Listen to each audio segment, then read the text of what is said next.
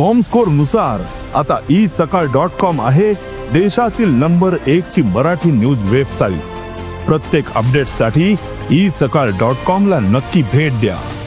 त्या हिशोबाने पुढे जाईल। ती आता दररोज सुपरवाइज करत होता आणि शेवटी मला तिची लोकेशन प्रयागराजमध्ये भेटली। निष्पन्न झाला तर त्यामध्ये आम्ही त्याच्यामध्ये ॲक्शन घेणार आहे। खोक्या उर्फ सतीश भोसलेच्या बीड पोलिसांनी मुष्का आवळलेल्या आहेत। याबद्दल बोलण्यासाठी आपल्या सोबत SP नवनीत कावत सर आहेत। सर, प्रयागराजमधून अटक केल्याची बातमी मिळते, काय कशा पद्धतीने बीड पोलिसांनी ही कारवाई केली आहे? गुन्हा दाखल झाल्यापासून तो आरोपी फरार होता। त्याच्या मागे आमची टीम लागली होती। लोकल क्राईम ब्रांच आणि शिरूर पोलीस स्टेशनची टीम होती। मी पण त्याच्या बाबतीत दररोज सुपरवाइज करत होता आणि शेवटी मला तिची लोकेशन प्रयागराजमध्ये भेटली।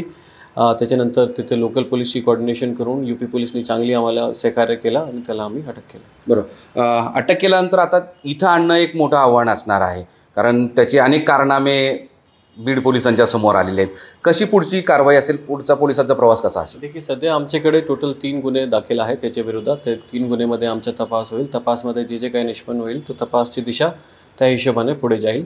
आता तिथून त्याला तिकडून इथे आणण्यासाठी ट्रान्झिट रिमांडची प्रोसिजर असते।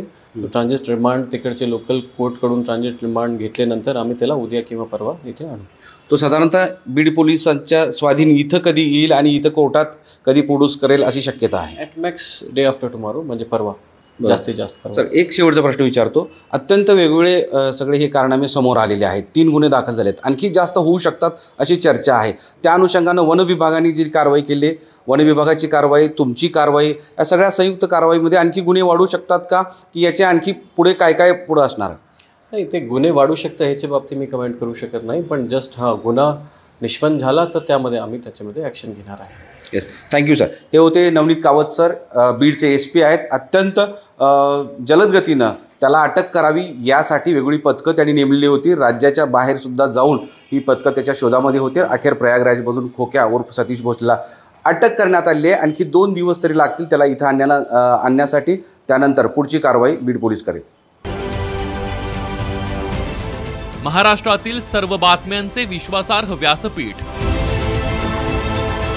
सकाळच्या सर्व सोशल मीडिया प्लॅटफॉर्मला लाईक, फॉलो आणि सबस्क्राईब करा।